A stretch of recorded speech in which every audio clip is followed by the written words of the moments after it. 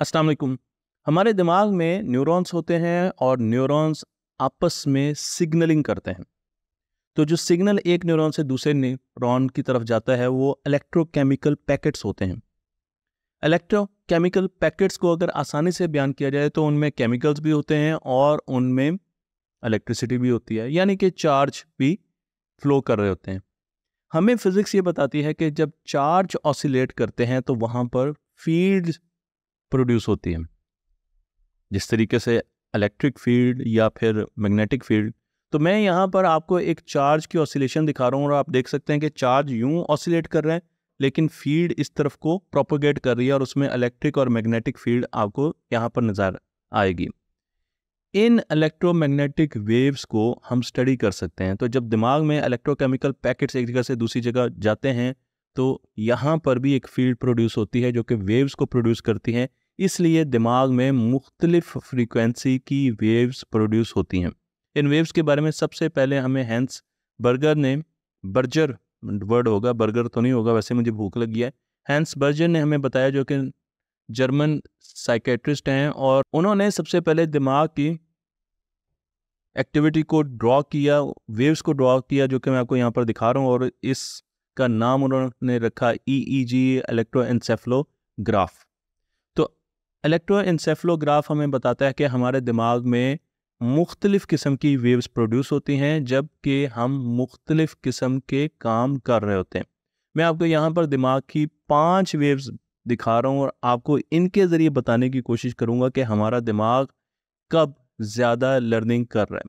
इनको याद रखने के लिए, क्योंकि इसमें गैमा रे है, बीटा है, अल्फ़ा है, और फिर हमारे पास थीटा है और डेल्टा है। तो अगर आप एक पिक्चर याद रखें और वो है ग्रीन बैट डाइव्स, तो एक सब्ज रंग की चमगादड़ है जो कि झपट रही है। तो ग्रीन G इससे ले लें, बैट का BAT ले लें और डाइव का D ले लें, तो GBATD। इससे आपको पता लग जाएगा ग्रीन से गैमा है, B से बीटा है, और A से अल्फा है, T से थीटा है और D से डेल्टा है। मैं भी याद करने की कोशिश कर रहा हूँ इससे। तो अब हमारे पास जो वेव्स आई उसमें अगर आप गैमा वेव्स की बात करें तो गैमा वेव्स उस वक्त प्रोड्यूस होती हैं हमारे ब्रेन से जब कि हम बहुत ज़्यादा क्रिटिकल थिंकिंग कर रहे होते हैं, दिमाग का बहुत ज़्यादा इस्तेमाल कर रहे होते हैं, नई स्किल सीख रहे होते हैं, नई चीज़ कर रहे होते हैं, नई लैंग्वेज कर रहे होते हैं, उसको सीखने की कोशिश कर रहे होते हैं, हम क्रिएटिविटी लाने की कोशिश कर रहे होते हैं, हम कॉम्प्लेक्स डिसीजन मेकिंग कर रहे होते हैं, हम प्रॉब्लम सॉल्विंग कर रहे होते हैं। यानी फ्रंटल कॉर्टेक्स के जितने ज़्यादा काम हम कर रहे होते हैं उसमें उस वक्त हमारा दिमाग गैमा स्टेट में होता है। जब हम रूटीन में आ जाते हैं, रोज़मर्रा के काम कर रहे हैं, गाड़ी चला रहे हैं, बच्चों को स्कूल से ला रहे हैं, कुकिंग कर रहे हैं, वही चीज़ें पका रहे हैं जो रोज़ पकाते हैं, तो हम बीटा स्टेट में होते हैं। तो हैबिट्स बीटा स्टेट में होती हैं, रोज़मर्रा की चीज़ें। अल्फा स्टेट, अल्फा स्टेट हम उस वक्त आते हैं। अब अल्फा स्टेट में अगर आप देखें, गैमा स्टेट में सबसे ज़्यादा फ्रीक्वेंसी थी। आपको यहाँ पर मैंने तो हर्ट्स भी दिखाए हुए हैं जो मुझे दूर से नज़र नहीं आ रहे क्योंकि मैं पढ़ नहीं सकता इतनी दूर से, लेकिन आपको पिक्चर में नज़र आ रहे कितने हर्ट्स हैं। 30 हर्ट्स से नीचे ही होते हैं हमारे पास। उसके बाद हमारे पास कम फ्रीक्वेंसी, यानी हम बीटा स्टेट में आ गए, तो अब दिमाग कम फ्रीक्वेंसी की वेव प्रोड्यूस कर रहा है। अल्फा स्टेट में उससे भी कम फ्रीक्वेंसी की वेव्स को प्रोड्यूस करता है। लेकिन अल्फा स्टेट बहुत ही अहम स्टेट है। क्यों? क्योंकि अल्फा स्टेट वो है जिसमें हम कहते हैं या ठंड प्रोग्राम, जब आप रिलैक्स हो जाते हैं। और रिलैक्स कैसे होते हैं? फिजिकली भी, बॉडी के पॉइंट ऑफ व्यू से भी आप रिलैक्स हैं, कोई थकन वाली चीज़ नहीं कर रहे, और इमोशनली भी, इमोशंस नहीं, पुरसकून है, किसी किस्म का स्ट्रेस नहीं है, किसी किस्म की टेंशन नहीं है आपको। तो ये वो स्टेट होती है जब आप अल्फा स्टेट में होते हैं, जब आपको हल्की हल्की नींद आ रही होती है, जब आप रिलैक्स कर रहे होते हैं, जब आप मेडिटेट कर रहे होते हैं, तो अल्फा स्टेट में उस वक्त आपका दिमाग मौजूद होता है। फिर हम चले जाते हैं अल्फा स्टेट से भी नीचे, थीटा स्टेट में। थीटा स्टेट में हम बहुत ज़्यादा रिलैक्स होते हैं। एक जगह पर तो ये लिखा हुआ कि जब हम शावर लेते हैं तो हम थीटा स्टेट में होते हैं। जब हम लाइट स्लीप में चले जाते हैं हम थीटा स्टेट में। तो याद रखें कि अल्फा स्टेट हम नींद में भी अचीव कर सकते हैं और जागते हुए भी अचीव कर सकते हैं। इसी तरीके से थीटा स्टेट हम नींद में भी अचीव कर सकते हैं और जागते हुए भी अचीव कर सकते हैं। तो लाइट स्लीप में हम जब चाहते हैं या नैपिंग लेते हैं तो उस वक्त हम थीटा स्टेट में होते हैं। और फिर हम आ जाते हैं डेल्टा स्टेट की तरफ, और डेल्टा स्टेट में हम उस वक्त जाते हैं जब हम रैम, रैपिड आई मूवमेंट की तरफ जाते हैं। ठीक है, तो अब रैपिड आई मूवमेंट में आपकी जो वेव्स हैं वो रैंडमली जनरेट होती है। मैं आपको यहाँ पर एक इंसेफ्लोग्राफ भी दिखा रहा हूँ, तो आप देख सकते हैं कि यहाँ पर मुख्तलिफ किस्म की जो ब्रेन वेव्स है वो ड्रॉ की गई हैं। तो जब हम अल्फा स्टेट में जाते हैं, मैं क्यों आपको इन वेव्स के बारे में बता रहा हूँ, क्योंकि जब हम अल्फा स्टेट में जाते हैं तो हम सबसे ज़्यादा लर्निंग करते हैं जागते हुए अल्फा स्टेट में। अगर दिन में हम अल्फा स्टेट में हिट करेंगे तो हम जो दिन में चीज़ें सीख रहे हैं उनको जल्दी रिवायर कर लेंगे, और हमें अल्फा स्टेट में बारहा जाना चाहिए। हम अमूमन गैमा स्टेट में और हम बीटा स्टेट में, यानी हम क्रिटिकल थिंकिंग और फोकस और ये चीज़ें करते रहते हैं, या हम हैबिचुअल चीज़ें करते रहते हैं। लेकिन हम जो अल्फा स्टेट है, रिलैक्सेशन वाली स्टेट है, इसमें दिन में बहुत कम जाते हैं। अल्फा स्टेट में हम सुबह जाते हैं जब हम उठ रहे होते हैं, या हम शाम को जाते हैं जब हम सो रहे होते हैं। उसके अलावा दिन में अल्फा स्टेट में दाखिल नहीं होते। अल्फा स्टेट में जाना बहुत ज़्यादा ज़रूरी है, और इसके लिए आप नैप भी ले सकते हैं, इसके लिए आप रिलैक्स भी कर सकते हैं।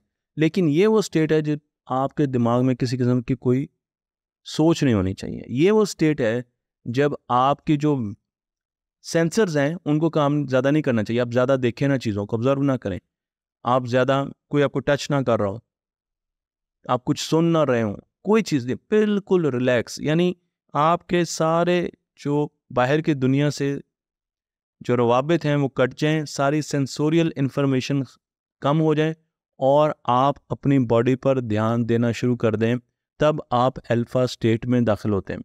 अल्फा स्टेट में जाना क्यों ज़रूरी है, उसकी वजह यह है कि अब रिसर्च ये कहती है कि आप लर्निंग ही अल्फा स्टेट में करते हैं, बहुत ज़्यादा लर्निंग करते हैं। स्लीप में जाएंगे तो डीप स्लीप और रैम में लर्निंग करेंगे, लेकिन अगर आप जाग रहे हैं तो आपने अल्फा स्टेट में लर्निंग करनी है। बहुत सी ऐसी रिसर्चेस बाहर की जा रही हैं जिसमें मॉन्क्स को, बुद्धिस्ट मॉन्क्स को, उनके दिमाग को एमआरआई के ज़रिए स्कैन किया जा रहा है, और देखा जाता है कि जब वो मेडिटेशन कर रहे होते हैं तो वो अल्फा स्टेट में जा चुके होते हैं। उनके दिमाग की एक्टिविटी बहुत ज़्यादा बढ़ चुकी होती है और वो बड़ी तेज़ी से लर्निंग करते हैं। लेकिन अगर हम अपने कल्चर की तरफ देखें तो जब हम नमाज में जाते हैं तो नमाज में हम अपनी सारी सेंसेस को ऑलमोस्ट ऑफ कर देते हैं। हम ना किसी तरफ देखते हैं, ना कुछ सुनते हैं, ना ही हमें कोई टच करता है। हमारा सारा का सारा फोकस एक तरफ होता है, और वो है हमारी नमाज की तरफ। तो नमाज मेरे नज़दीक अगर खुशू खजू के साथ पढ़ी जाए तो वो अल्फा स्टेट है। इसी तरीके से हम जिक्र करते हैं, मुराकबा करते हैं, तो ये वो सारी मुख्तलिफ चीज़ें हैं जिनसे हम अल्फा स्टेट में जा सकते हैं। और अगर हम 5 मरतबा नमाज पढ़ रहे हैं तो इसका मतलब ये कि हम एक दिन में 5 मरतबा अल्फा स्टेट को हिट कर रहे हैं।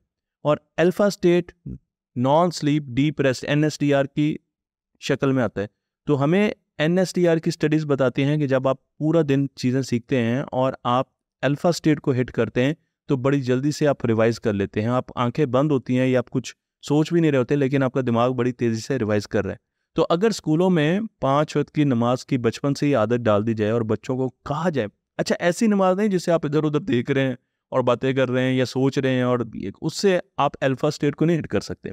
वो नमाज जिसमें आप टोटली फोकस्ड हो, उसमें आप अल्फा स्टेट को हिट कर सकते हैं। आप बाहर से बिल्कुल हट जाएं और आपकी सारी तकलीफ़ें बाहर रह जाएं, आपके सारे स्ट्रेस बाहर रह जाएं।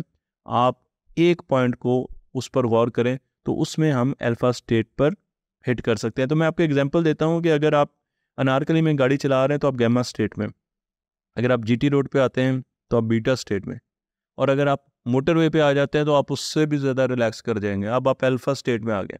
और अगर आपने क्रूज़ मोड लगा लिया तो अब तो आप डेल्टा स्टेट में पहुंच गए। तो ये समझाने के लिए कि किस तरीके से हमारे दिमाग को भी मुख्तलिफ स्टेट्स की ज़रूरत होती है, और हमने अल्फा स्टेट को ज़रूर हिट करना है, और नींद में हम डेल्टा स्टेट को तो ज़रूर हिट करते ही हैं, ताकि हम फोकस भी कर सकें, कंसंट्रेशन भी कर सकें, लेकिन उसके साथ रिलैक्सेशन भी कर सकें। क्योंकि ये पहला असूल है न्यूरोप्लास्टिसिटी का कि आपको वही चीज़ें आती हैं जिन पर आप फोकस और कंसंट्रेशन करते हैं, लेकिन अब की साइंस हमें ये बताती है कि उसके साथ आप रिलैक्स भी करते हैं। तो मुझे उम्मीद है कि ये वीडियो आपको पसंद आई होगी। तख्ती ऑनलाइन को लाइक कीजिए, शेयर कीजिए और इस इल्म को सब तक पहुँचा दें।